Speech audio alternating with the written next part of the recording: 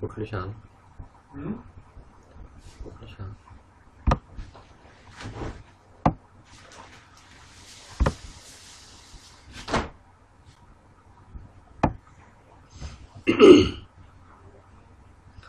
काल आपण ट्रान्सअमायनेशन पर्यंत आलो होतो आणि युनिट 3 मधलं प्रोटीन मेटाबॉलिझम मध्ये आपण ट्रान्सअमायनेशन पाहतोय.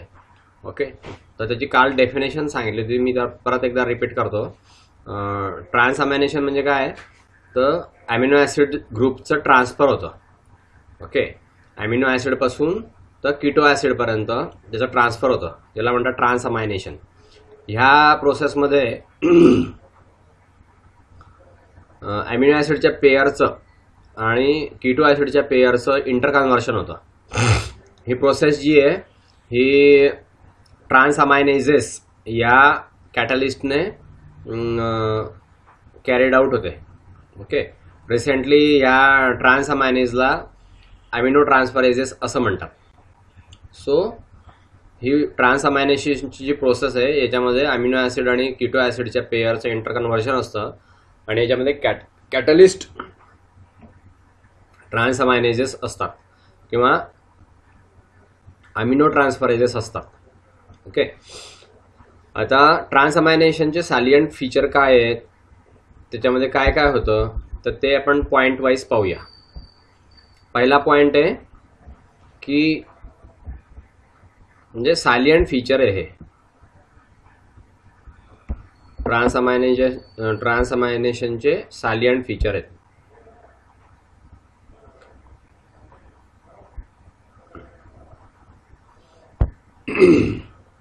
पहिला पॉइंट, सगळ्या ट्रान्सअमायनेजेसला पॅरिडॉक्सल फॉस्फेट लागतं, PLP. ट्रान्सअमायनेजेस हे एन्झाईम्स आहेत. ओके, तर त्याला पॅरिडॉक्सल फॉस्फेट हे एक कोएन्झाईम आहे, ते कोएन्झाईम त्याला लागतं. हे व्हिटॅमिन B6 पासून तयार होतं. ओके, या कोएन्झाईम शिवाय ट्रान्सअमायनेजेस काम करू शकत नाही. सो त्यांची ती रिक्वायरमेंट आहे. नाव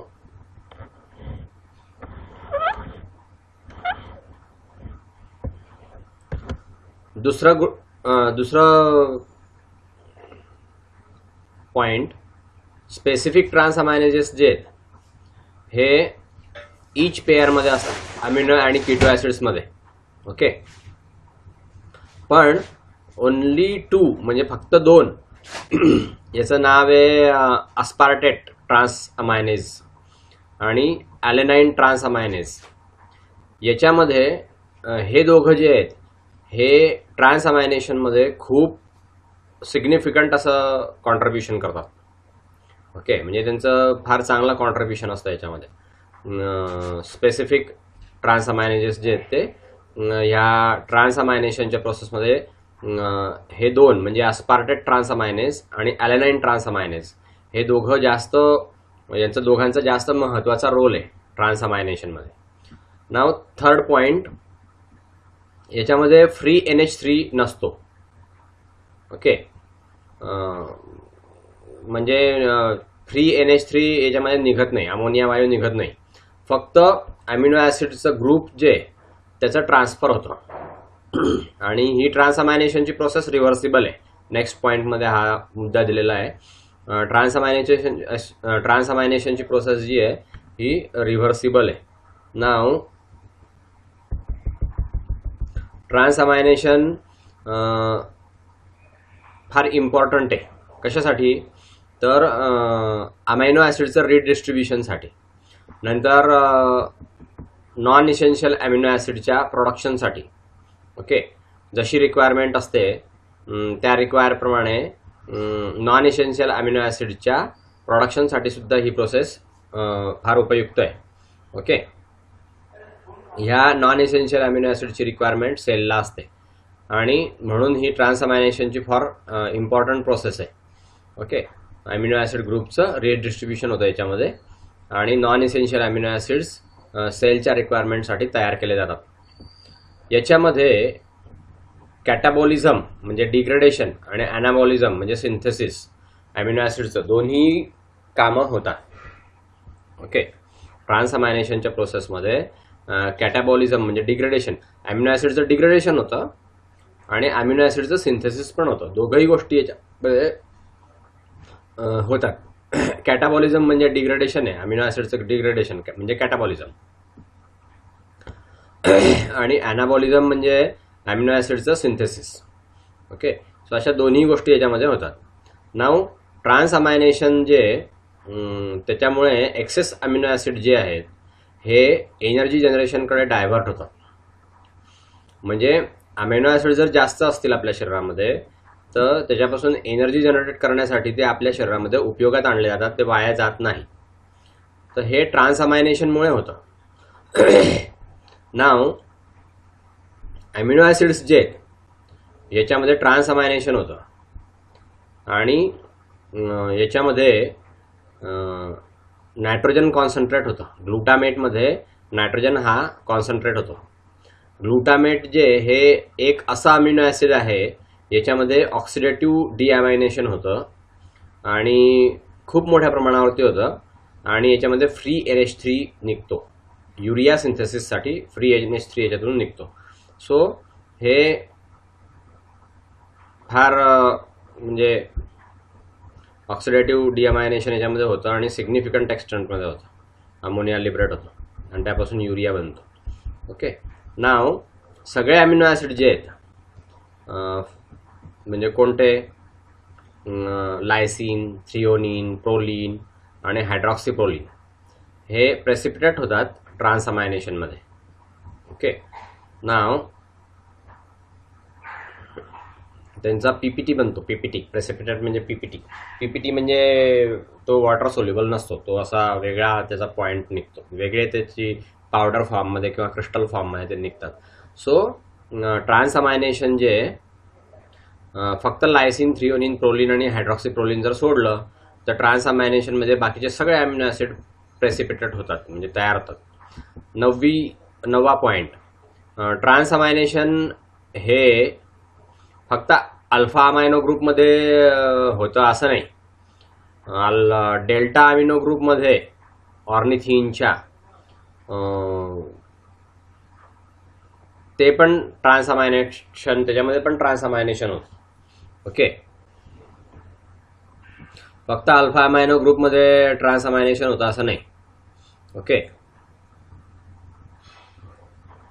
डेल्टा अमिनो ग्रुप जो आहे ऑर्निथिनचा तो पण ट्रान्सअमायनेटेड होतो. For instance delta amino group of ornithine is transaminated. Okay, ते पण ट्रान्सअमायनेशन होऊ शकतं, त्याचं डेल्टा अमिनो ग्रुपचं पण ट्रान्सअमायनेशन होतं.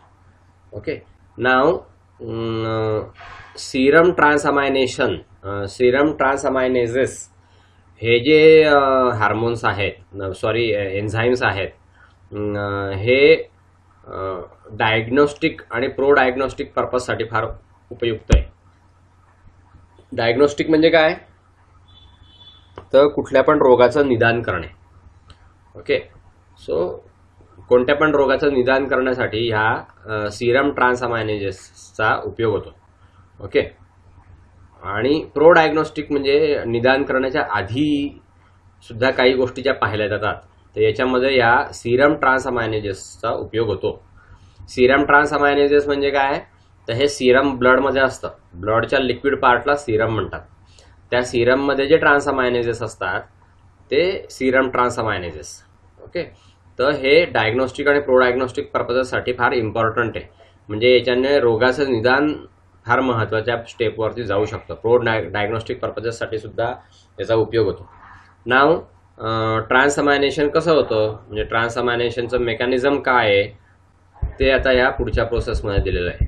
Mechanism of transamination. तर ट्रान्सअमायनेशन जे हे 2 स्टेजेसमध्ये होते. ओके, पहिलं अमिनो ग्रुपचं ट्रान्सफर होतं पॅरिडॉक्सल फॉस्फेट कोएन्झाईमच्या प्रेझेन्समध्ये आणि त्याच्यापासून पायरिडॉक्सिमाइन फॉस्फेट तयार होतं. ओके, अमिनो ग्रुपचं ट्रान्सफर होऊन पायरिडॉक्सिमाइन फॉस्फेट तयार होतं. सेकंड प्रोसेस, अमिनो ग्रुप जे पायरिडॉक्सिमाइन फॉस्फेटमध्ये हा ट्रान्सफर होतो कीटो ॲसिडमध्ये आणि त्याच्यापासून न्यू ॲमिनो ॲसिड तयार होतं आणि एन्झाईम जे पायरिडॉक्सल फॉस्फेट म्हणजे PLP, तर एन्झाईम विथ PLP हे रिजनरेट होतात. सगळे ट्रान्स अमायनो जे आहेत त्यांना पायरिडॉक्सल फॉस्फेट म्हणजे PLP हे लागतात. ओके, हा विटॅमिन B6चा डिरायव्हेटिव्ह आहे. हे आपण मागच्या वेळेस पाहिलं, मागच्या याच्यात पण पाहिलं की विटॅमिन B6चा हा डिरायव्हेटिव्ह आहे PLP म्हणजे. ओके, नाव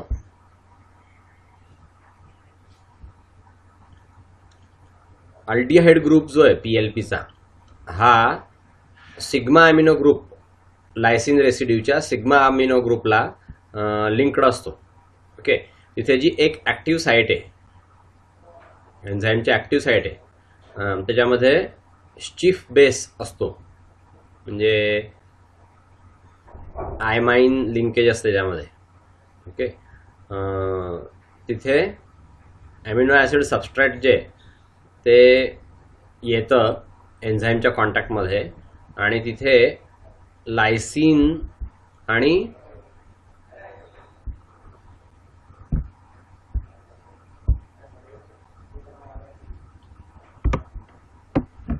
न्यू चीफ बेस जो आहे तो फॉर्म होतो. ओके, सो अमिनो ॲसिड म्हणजे हे सबस्ट्रेट आहे, हे ज्यावेळेस एन्झाईमच्या कॉन्टॅक्टमध्ये होतं तर ते लायसिनला डिस्प्लेस करतं आणि न्यू चीफ बेस जो आहे तो पण डिस्प्लेस होतो. ओके, आणि तिथे एक लिंकेज तयार होते,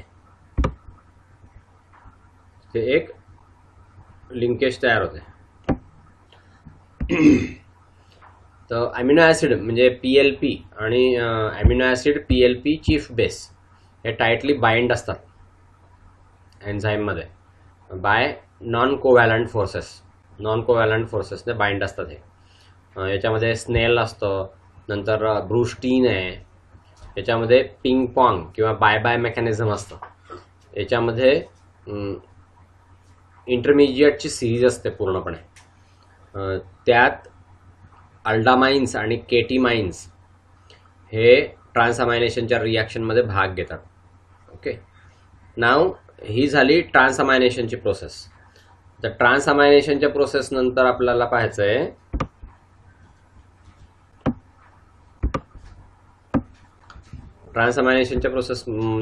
पाहायचं आहे डीअमायनेशन.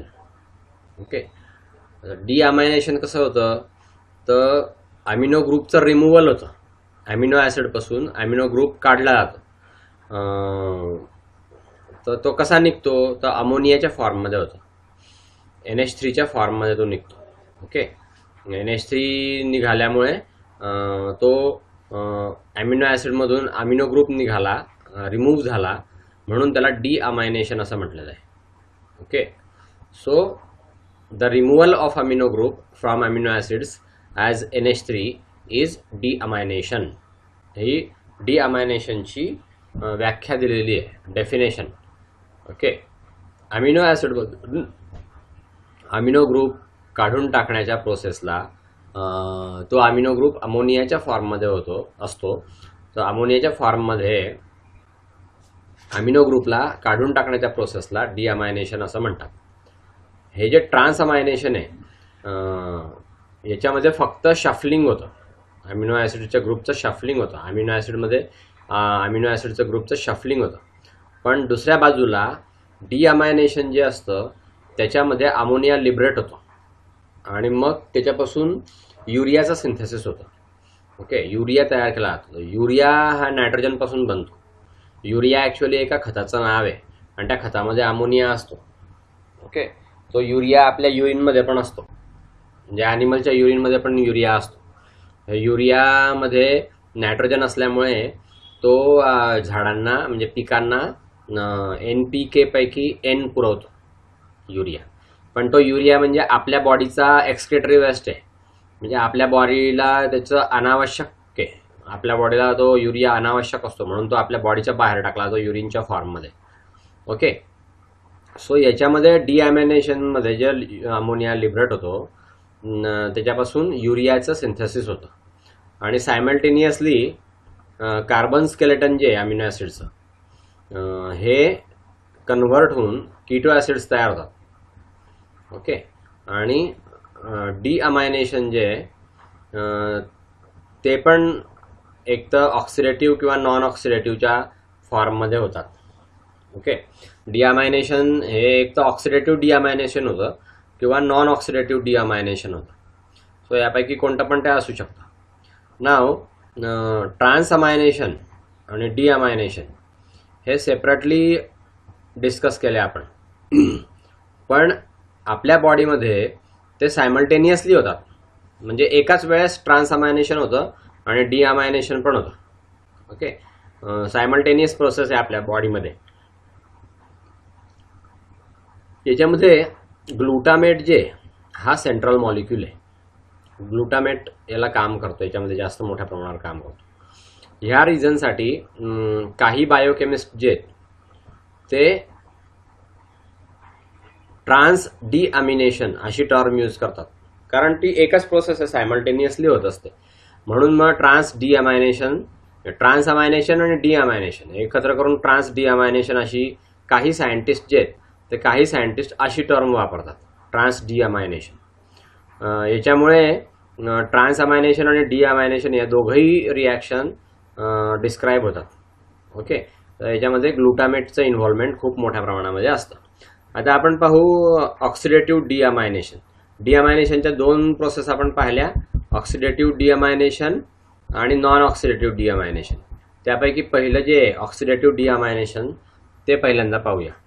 तर ऑक्सिडेटिव्ह डिअमायनेशन म्हणजे काय, तर याच्यातून फ्री अमोनिया मोकळा होतो. अमिनो ग्रुपपासून, अमिनो ॲसिडच्या अमिनो ग्रुपपासून ऑक्सिडेशन झाल्यामुळे फ्री अमोनिया मोकळा होतो, लिबरेट होतो. हे लिव्हरमध्ये होतं किंवा किडनीमध्ये होतं. अमोनिया मोकळा होण्याचं काम जे आहे, अमिनो ॲसिडपासून अमिनो ग्रुप मोकळा होतो, तो अमोनियाच्या फॉर्ममध्ये असतो. हे कुठे घडतं, लिव्हरमध्ये किंवा किडनीमध्ये घडतं. ओके. ऑक्सिडेटिव्ह डिअमायनेशनचं जे पर्पज आहे तर ते नायट्रोजन प्रोव्हाइड करण्याचं पर्पज आहे. म्हणजे अमोनिया प्रोव्हाइड करतो, अमोनिया गॅस तो प्रोव्हाइड करतो. कशासाठी, तर युरिया सिंथेसिससाठी आणि अल्फा कीटो ॲसिडसाठी. याच्यामध्ये व्हरायटी ऑफ रिॲक्शन्स असतात. याच्यामध्ये एनर्जी जनरेशन सुद्धा इन्व्हॉल्व असतं. ह्या सगळ्या रिॲक्शनसाठी आणि युरियाच्या सिंथेसिससाठी अमोनिया प्रोव्हाइड करण्याचं हेतू असतो ऑक्सिडेटिव्ह डिअमायनेशनचा. ओके. आलं लक्षात. नाव ग्लुटामेट डिहायड्रोजनेज हे जे एक एन्झाईम आहे, याचा ह्या ऑक्सिडेटिव्ह डिअमायनेशनमध्ये काय रोल असतो, तर याचा रोल असा असतो की ग्लुटामेट हे कलेक्शन सेंटर सारखं काम करतं. ओके. या ऑक्सिडेटिव्ह डिअमायनेशनमध्ये ग्लुटामेट हे कलेक्शन सेंटर सारखं काम करतं. अमिनो ग्रुप जे आहे बायोलॉजिकल सिस्टीममध्ये, हे अमिनो ग्रुप याच्यामध्ये कलेक्ट होतात, म्हणून त्याला कलेक्शन सेंटर म्हटलेलं आहे. ओके. हे जे ग्लुटामेट आहे याच्यामध्ये एकदम फास्ट, एकदम जोरात, म्हणजे फटकन असं ऑक्सिडेटिव्ह डिअमायनेशन होतं. याच्यामध्ये ग्लुटामेट डिहायड्रोजनेज हा कॅटलिस्ट वापरला जातो, CDH त्याला म्हणतात. ग्लुटामेट डिहायड्रोजनेज हा कॅटलिस्ट वापरला जातो ऑक्सिडेटिव्ह डिअमायनेशनमध्ये, आणि मग अमोनिया जो आहे तो मोकळा होतो. नाव रेग्युलेशन ऑफ GDH ॲक्टिव्हिटी. GDH कसं रेग्युलेट होतं, तर ग्लुटामेट डिहायड्रोजनेज जे याच्यामध्ये झिंक कंटेनिंग मायटोकॉन्ड्रियल एन्झाईम्स असतात. ओके. ग्लुटामेट डिहायड्रोजनेजमध्ये किंवा ग्लुटामेट डिहायड्रोजनेज जे हे झिंक कंटेनिंग मायटोकॉन्ड्रियल एन्झाईम आहे. तर हे जे GDH आहे हे ॲलोस्टेरिक रेग्युलेशनमध्ये कंट्रोल होतं. ओके. GTP आणि ATP याचं जे ॲलोस्टेरिक रेग्युलेशन होतं याच्यामुळे हे GDS कंट्रोल केलं जातं. तर GTP आणि ATP हे इनहिबिट करतात. जिथे GDP आणि ADP असतात हे ॲक्टिवेट ग्लुटामेट डिहायड्रोजनेज आहे. ओके.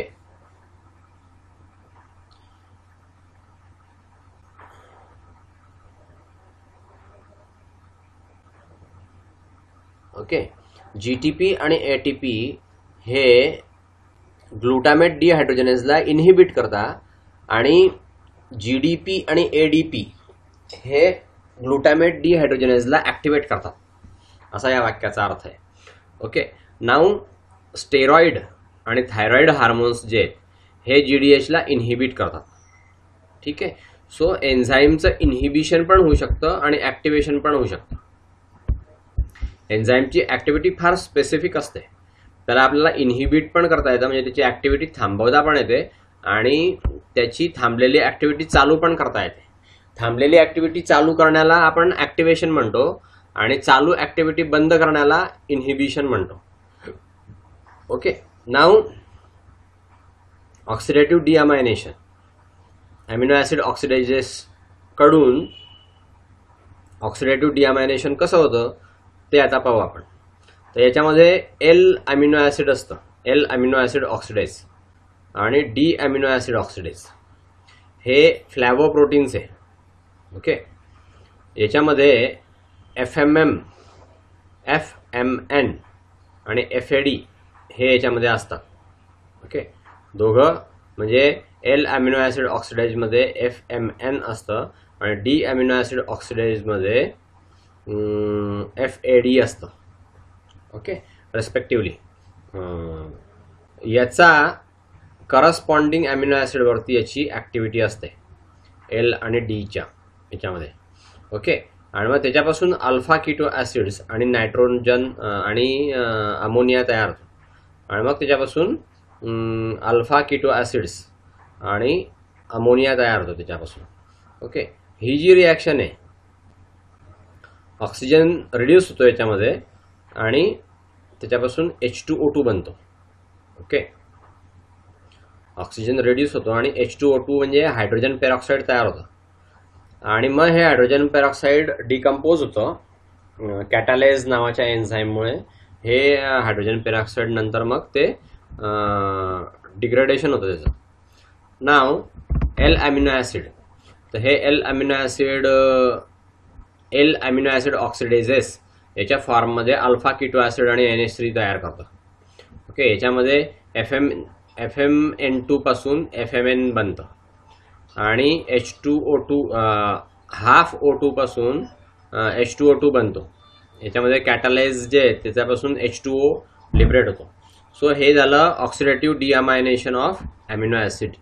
ओके, आता L अमिनो ॲसिड ऑक्सिडेज याची जी ॲक्टिव्हिटी आहे ही खूप कमी असते, पण D अमिनो ॲसिड ऑक्सिडेज याची ॲक्टिव्हिटी खूप हाय असते टिश्यूमध्ये आपण जर बघितलं लिव्हरमध्ये आणि किडनीमध्ये, तर L अमिनो ॲसिड ऑक्सिडेज याची ॲक्टिव्हिटी ही खूपच कमी आहे, पण D अमिनो ॲसिड ऑक्सिडेज याची ॲक्टिव्हिटी खूप हाय आहे. ओके, या दोन्ही टिश्यूमध्ये हे दिसून येतं, लिव्हरमध्ये आणि किडनीमध्ये. L अमिनो ॲसिड ऑक्सिडेज हे ग्लायसिनवरती ॲक्टिव्हिटी दाखवत नाही आणि डी कार्बोक्सिलिक ॲसिडवरती सुद्धा ॲक्टिव्हिटी दाखवत नाही. हे जे एन्झाईम आहे एकदम कमी ॲक्टिव्हिटी असते याच्यामध्ये. तर हे काही सिग्निफिकंट रोल अमिनो ॲसिड मेटाबॉलिझममध्ये काही सिग्निफिकंट रोल यांचा दिसून येत नाही. ओके, नाऊ डी अमिनो ॲसिडचा फेट म्हणजे डी अमिनो ॲसिडचं भविष्य. डी अमिनो ॲसिडचं पुढे काय होतं तर ते भविष्य आता जर आपण सांगायचं म्हटलं तर डी अमिनो ॲसिड्स जे आहेत हे प्लांटमध्ये आणि मायक्रो ऑर्गॅनिझम्समध्ये सापडतात. म्हणजे बॅक्टेरिया, फंगस आणि व्हायरस, ह्या व्हायरसेसमध्ये किंवा बॅक्टेरियामध्ये हे डी अमिनो ॲसिड्स असतात. ओके, आणि हे मॅमेलियन प्रोटीनमध्ये मात्र नसतात. ओके, पण डी अमिनो ॲसिड्स जे आहेत हे रेग्युलरली आपण डाएटमध्ये घेत असतो आणि आपल्या बॉडीमध्ये त्याचं मेटाबॉलिझम होत असतं. डी अमिनो ॲसिड्स ऑक्सिडेज हे त्यांना कन्व्हर्ट करतं आणि त्याच्यापासून अल्फा कीटो ॲसिड्स तयार होतात. ओके, ऑक्सिडेटिव्ह डिअमायनेशनच्या प्रोसेसमुळे त्याच्यामध्ये अल्फा कीटो ॲसिड्स तयार होतात.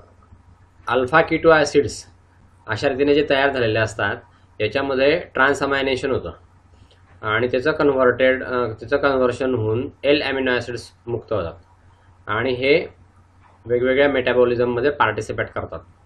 त्यांची ॲक्टिव्हिटी असते त्या मेटाबॉलिझममध्ये. ओके. कीटो ॲसिड्स याचं ऑक्सिडेशन होतं आणि त्याच्यापासून एनर्जी जनरेट होते. ओके. किंवा त्याचा प्रिकर्सर म्हणून त्याचं काम होतं, सॉल्व केलं जातं. ग्लुकोज आणि फॅट सिंथेसिसचा प्रिकर्सर म्हणून सुद्धा ते काम करतं. अशा रीतीने डी अमायनो ॲसिड ऑक्सिडेज हे फर्स्ट स्टेप इनिशिएशनसाठी फार इम्पॉर्टंट असतं. याच्यामुळे मग कन्व्हर्शन होतं, अननॅचरल डी अमिनो ॲसिडचं कन्व्हर्शन होतं आणि एल अमिनो ॲसिड्स आपल्या बॉडीमध्ये तयार होतात. आता हे फिगरमध्ये फ्लो चार्टमध्ये दाखवलेलं आहे. हे फ्लो चार्ट जो आहे, या फ्लो चार्टमध्ये मेटाबॉलिक फेट जो आहे डी अमिनो ॲसिडचा तो दाखवला आहे. आपण वरती जे पॉईंट पाहिले ते इथे फ्लो चार्टमध्ये फक्त एकत्र केलेले आहे. तो तुम्ही तो वाचून घ्या फ्लो चार्ट. नाव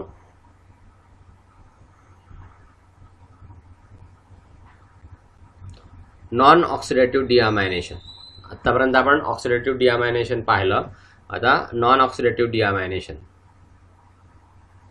काही जे अमिनो ॲसिड्स जे आहेत हे डिअमायनेट होऊन त्याच्यापासून अमोनिया बाहेर पडतो. ऑक्सिडेशन न होताच त्याच्यामधून अमोनिया बाहेर पडतो. ओके. त्याच्यामध्ये पहिली प्रोसेस आहे अमिनो ॲसिड हायड्रेटेज. अमिनो ॲसिड हायड्रेटेजेस म्हणजे हे पण एक एन्झाईम आहे ज्याच्या मागे एस लागला, ASE ज्या शब्दाच्या मागे लागला असं समजायचं की ते एन्झाईम आहे. ओके.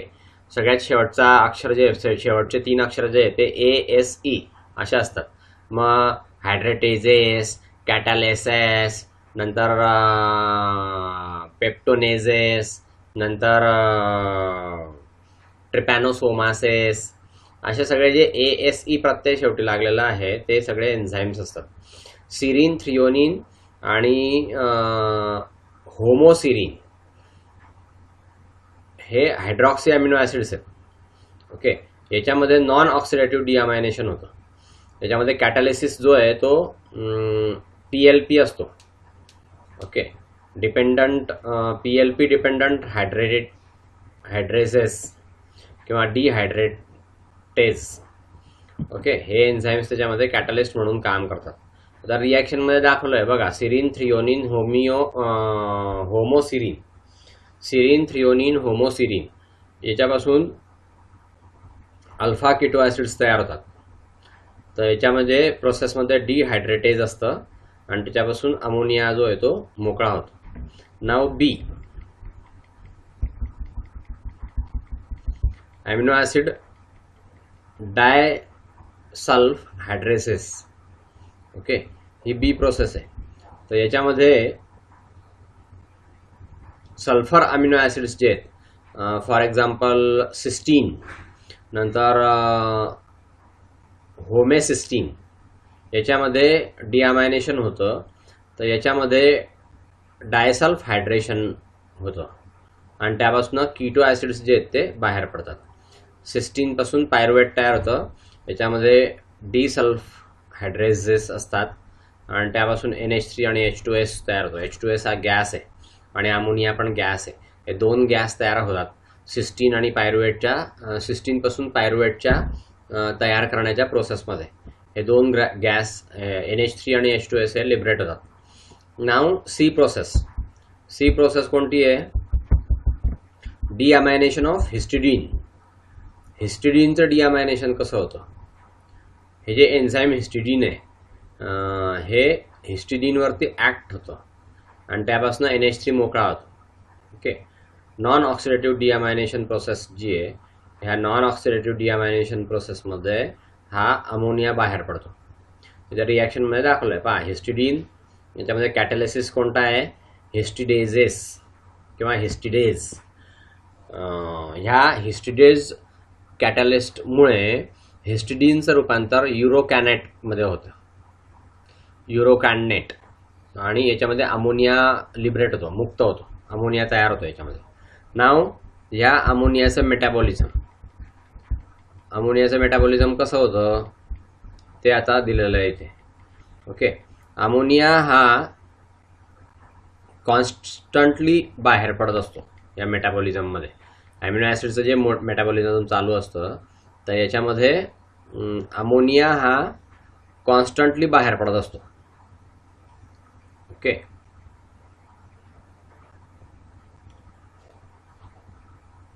आणि दुसरे नायट्रोजनस कंपाऊंड्स पण बाहेर पडत असतात.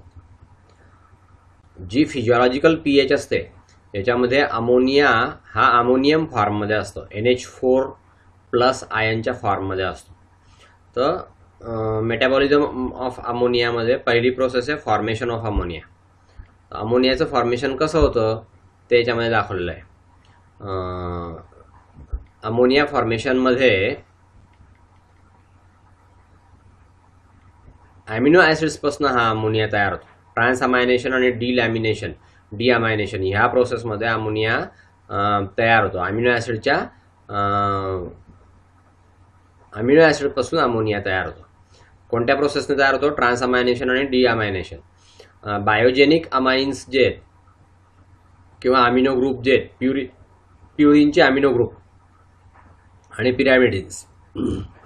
ओके, इंटेस्टिनल बॅक्टेरियाच्या ॲक्शनमुळे युरिएज हे तयार होतं आणि युरिया तयार होतो. ओके, ॲमिनो ॲसिडपासून अमोनिया तयार होतो. याच्यामध्ये ट्रान्सअमायनेशन आणि डिअमायनेशन ही प्रोसेस असते.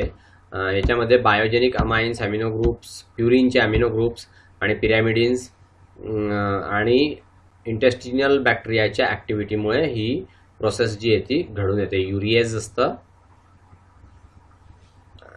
आणि युरियावरती इंटेस्टिनल बॅक्टेरियाची ॲक्टिव्हिटी होते.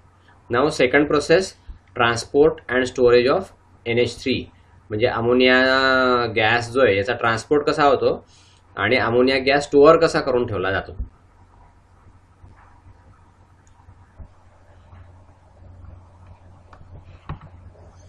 ओके, ट्रान्सपोर्ट आणि स्टोरेज नायट्रोजनचं कसं होतं ते आता आपण पाहू. ठीक आहे,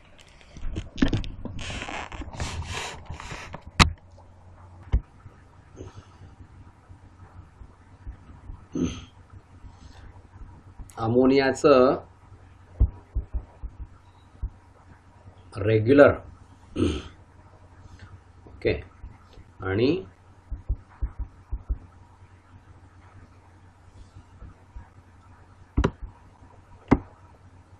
कॉन्स्टंट म्हणजे कायमस्वरूपी. जरी अमोनियाचं रेग्युलर आणि कॉन्स्टंट असं प्रोडक्शन सुरू असलं, वेगळ्या वेगळ्या टिश्यूमध्ये अमोनियाचं प्रोडक्शन सुरू असतं, तरी त्याचं कॉन्सन्ट्रेशन आणि सर्क्युलेशन म्हणजे ब्लड सर्क्युलेशनमध्ये त्याचं कॉन्सन्ट्रेशन हे खूप कमी प्रमाणामध्ये असतं. नॉर्मल प्लाझ्मामध्ये 20 ते 25 10 ते 20 मिलीग्राम पर डेसिलिटर इतकं फक्त नॉर्मल कॉन्सन्ट्रेशन असतं अमोनियाचं. कारण काय, तर बॉडी जी आहे याच्यामध्ये एक चांगलं इफिशियंट मेकॅनिझम आहे.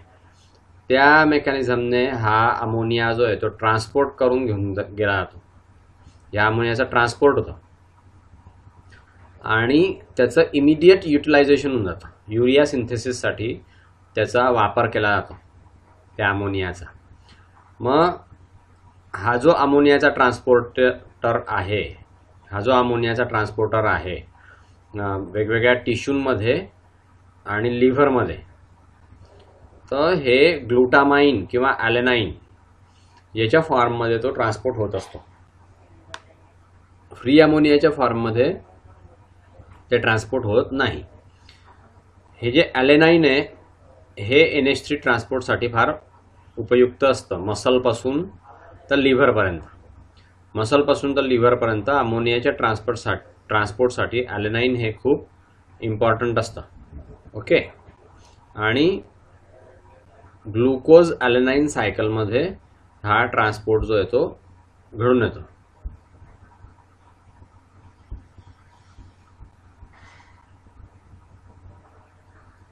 नाव रोल ऑफ ग्लुटामेट. ग्लुटामेटचा काय रोल आहे ते आपण पाहू.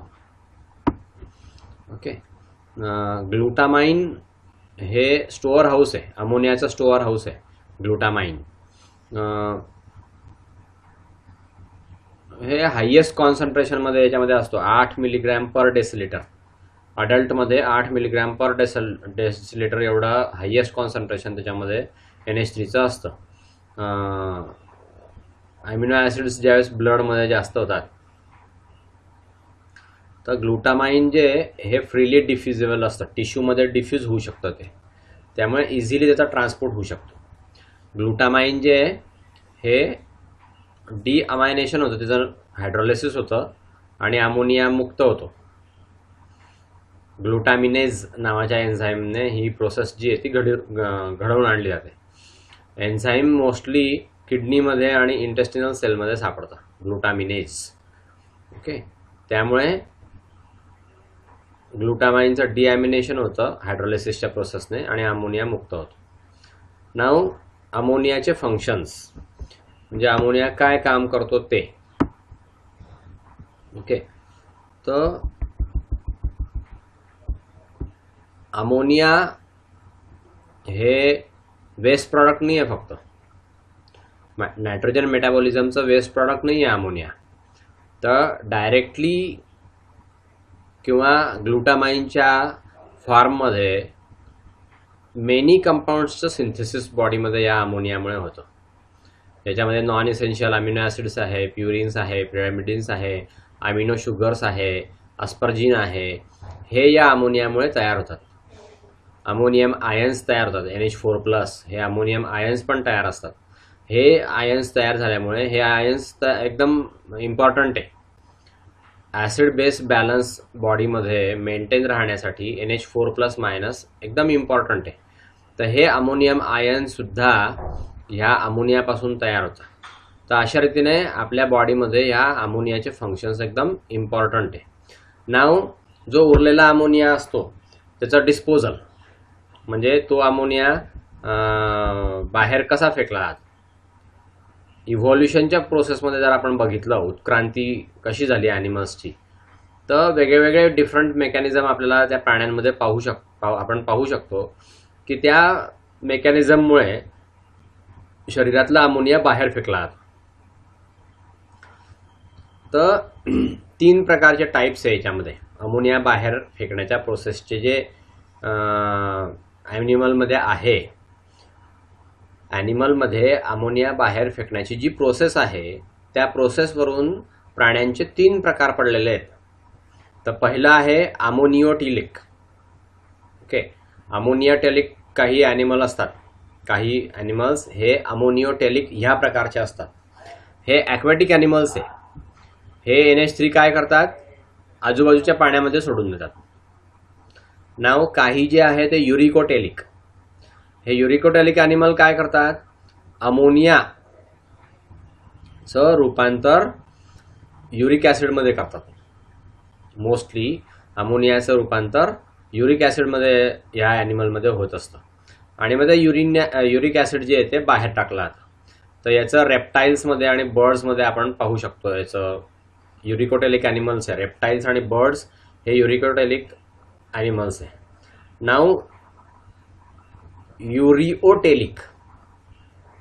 तर युरिओटेलिक हे मॅमल्स आहे, ह्याच्यामध्ये मॅन सुद्धा येतो. हे काय करता, NH3चं रूपांतर युरियामध्ये करता. युरिया हा नॉन टॉक्सिक आहे आणि सोल्युबल कंपाऊंड आहे, पाण्यामध्ये सोल्युबल आहे आणि म्हणून मग तो आपल्याला इझिली एक्सक्रीट करता येतो.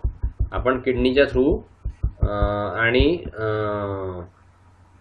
युरेटर आणि युरिनरी ब्लॅडर याच्यामधून तो युरिया आपण एक्सक्रिशनमध्ये बाहेर फेकून देतो. नाव टॉक्सिसिटी ऑफ अमोनिया, 5वा पॉईंट आहे. अमोनियाचं टॉक्सिसिटी काही आहे का, आणि जर ती टॉक्सिसिटी असेल तर कशी आहे. तर मार्जिनल इलिव्हेशन आहे ब्लडमध्ये जर समजा अमोनियाचं झालं तर ते ब्रेनला हार्मफुल असतं. आपला जो मेंदू आहे त्या मेंदूला ते हार्मफुल असतं, त्या मेंदूला त्रास होतो. त्यामुळे थोडंसं जरी अमोनियाचं कॉन्सन्ट्रेशन आपल्या ब्लडमध्ये वाढलं तर ब्रेनला त्रास होतो. म्हणून अमोनिया जो आहे, जर समजा बॉडीमध्ये गोळा व्हायला लागला तर स्पीचमध्ये स्लरिंग येतं आणि व्हिजनमध्ये सुद्धा ब्लरिंग येतं. ओके, आणि मग ट्रिमर्स फॉर्म होतात. ओके, आणि मग त्यामुळे अमोनियाचं ब्लडमध्ये कॉन्सन्ट्रेशन वाढायला नको. मग शेवटी माणूस कोमामध्ये जातो आणि मग मृत्यू येऊ शकतो. जर समजा हे करेक्शन केलं नाही, याच्यामध्ये ब्लडमधली अमोनियाची पातळी जर समजा आपण कमी नाही केली तर मृत्यू ओढवू शकतो. So that is a toxicity of ammonia. नाव हायपर अमोनिएमिया. हायपर अमोनिएमिया ही एक डिसऑर्डर आहे किंवा हा एक डिसीज आहे. तर याच्यामध्ये ब्लडची NH3 लेव्हल वाढते. हे जेनेटिक असू शकतं. ओके, किंवा ॲक्वायर्ड पण असू शकतं. म्हणजे आपल्या बॉडीमध्ये ते सुरू होऊन जातं ॲटोमॅटिक. तर याच्यामध्ये युरिया सिंथेसिस जे आहे ते थांबून जातं. ओके, काही डिफेक्ट असल्यामुळे 5 एन्झाईमपैकी कुठल्या तरी एखाद्या एन्झाईममध्ये डिफेक्ट असल्यामुळे युरिया सिंथेसिस जे आहे ते व्यवस्थित होत नाही. म्हणून ब्लडमध्ये NH3ची म्हणजे अमोनियाची लेव्हल जी आहे ती वाढते. नाव ह्या ज्या डिसऑर्डर्स आहे, ह्या डिसऑर्डरमुळे हायपर अमोनेमिया होतो आणि त्याच्यामध्ये मेंटल रिटार्डेशन होतं. म्हणजे बौद्धिक क्षमता त्या माणसाची जी ती कमी होते. आणि मग जो ॲक्वायर्ड हायपर अमोनेमिया आहे तो हेपॅटायटिसमुळे सुद्धा होऊ शकतो. म्हणजे काविळीने पण होऊ शकतो. नंतर अल्कोहोलिझममुळे सुद्धा होऊ शकतो. खूप जर समजा अल्कोहोलिझम असेल तर त्यामुळे हायपर अमोनेमिया पण होऊ शकतो. त्याच्यामध्ये युरिया सिंथेसिस डिफेक्टिव्ह होतं आणि ब्लडमध्ये अमोनिया गोळा व्हायला सुरुवात होते. नाव डिकार्बोक्झिलेशन.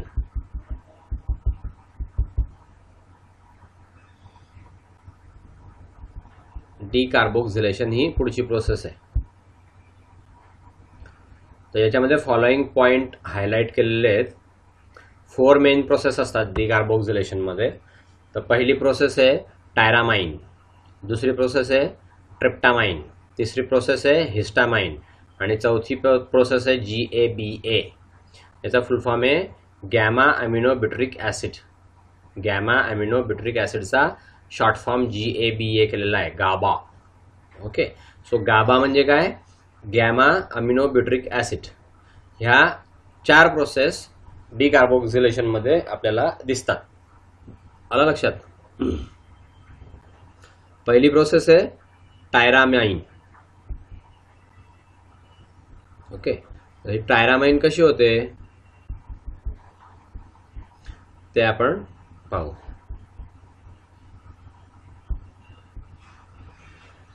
टायरामाइन हे टायरोसिन पासून तयार होतं. ओके, टायरोसिन डिकार्बोक्झिलेशन झालं की टायरामाइन तयार होतं. याच्यामुळे ब्लड प्रेशर वाढतं. सेकंड पॉईंटमध्ये हे गटमध्ये होतं. बॅक्टेरियाच्या ॲक्शनमुळे सुद्धा टायरामाइन गटमध्ये तयार होतं.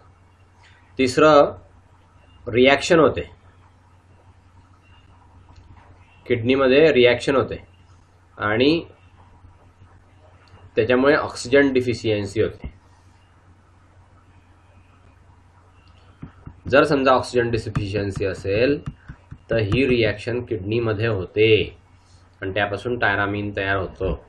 नाव नेक्स्ट, टिश्यूचं जे डिॲमिनेशन आहे, डिअमायनेशन, तर याच्यामध्ये टायरोसिन प्रेझेंट असतं.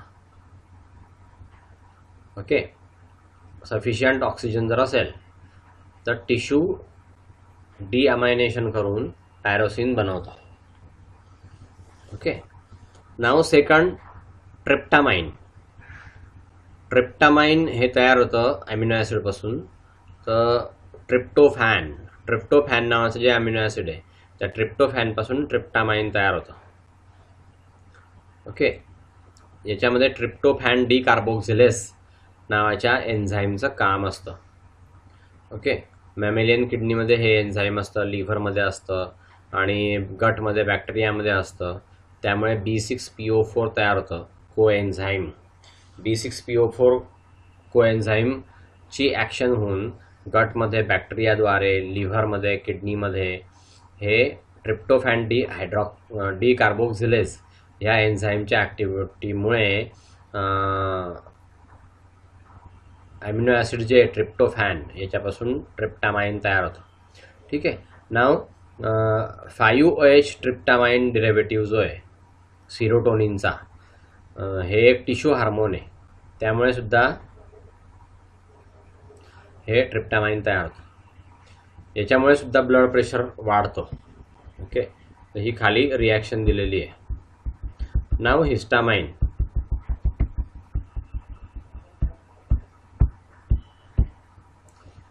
हिस्टिडीन नावाचं जे एन्झाईम आहे, हिस्टिडीन डी कार्बोक्झिलेज नावाचं जे एन्झाईम आहे, याच्यामध्ये कोएन्झाईमची ॲक्टिव्हिटी असते B6PO4.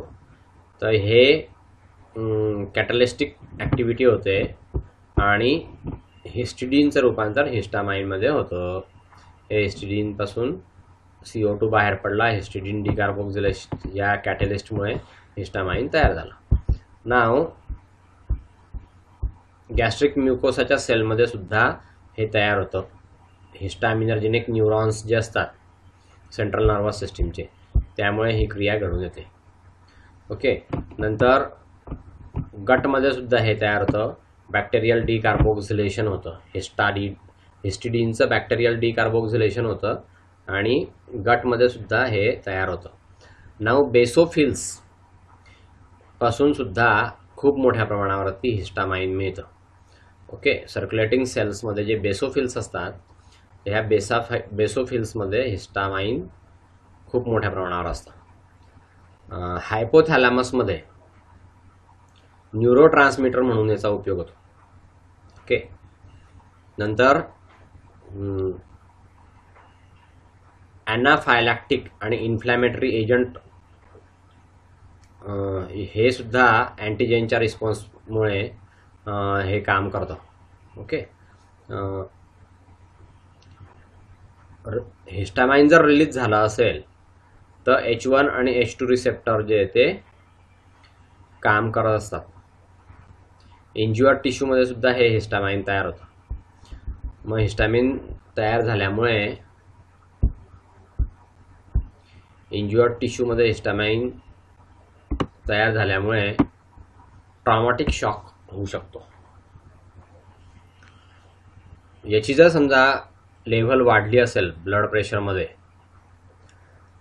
याची जर समजा ब्लडमध्ये लेव्हल वाढली असेल तर ब्लड प्रेशर कमी होतं आणि लार्ज डोस जर समजा आपण दिला तर व्हॅस्क्युलर कोलॅप्स होऊ शकतो. ओके, प्लाझ्मा लेव्हल जर समजा हिस्टामाइनची वाढली, काही पेशंटमध्ये असं सापडतं, हिस्टामाइन प्लाझ्मामध्ये खूप मोठ्या प्रमाणावर असतं, तर ते अँटीजेन इंड्युस्ड ब्रॉन्कियल अस्थमामध्ये होऊन असं आपल्याला आढळून येतं. त्याच्यामध्ये प्लाझ्मामध्ये हिस्टामाइनची लेवल इन्क्रीज झालेली असते. नाव ॲनाफायलॅक्टिक रिॲक्शन्स हिस्टामाइनचे जे असतात, तर याच्यामध्ये प्रोमिथॅझिन आणि मीपायरामाइन हे आपल्याला दिसतात. ते H1 रिसेप्टरला ब्लॉक करतात आणि सायमेटिडीन हे H2 रिसेप्टरचं ब्लॉकर असतं. त्यामुळे गॅस्ट्रिक ॲसिडिटी जी आहे ती पेप्टिक अल्सर पेशंटमध्ये कमी होते. किडनीमध्ये एन्झाईम हिस्टामिनेज हे ऑक्सिडेटिव्हली हिस्टामाइनला डिॲमिनाइज करतं आणि त्यापासून बीटा इमिडाझोल ॲसिटाल्डिहाइड तयार होतं. हे फर्दर याचं ऑक्सिडेशन होतं लिव्हरमध्ये. अल्डिहाइड ऑक्सिडेज या एन्झाईममुळे त्याचं ऑक्सिडेशन होतं आणि त्याच्यामध्ये बीटा इमॅडाझोल तयार होतो, बीटा इमॅडाझोल ॲसिटिक ॲसिड तयार होतो, हे युरिनमधून बाहेर पडतं. ओके, याला रायबोजच्या बरोबरीने हे युरिनमधून बाहेर पडतं. तर ही रिॲक्शन इथे दाखवलेली आहे बघा.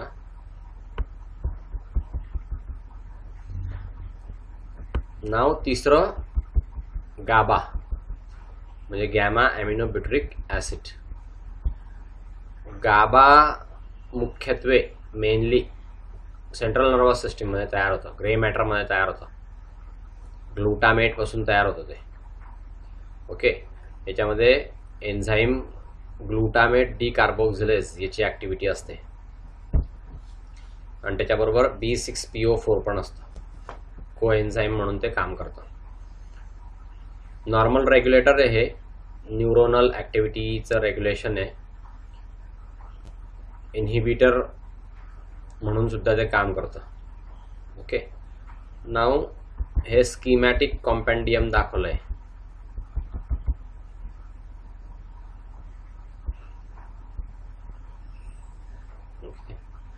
आतापर्यंत आपण ज्या प्रोसेस पाहिल्या त्याचं ते स्कीमॅटिक कॉम्पेंडियम आहे.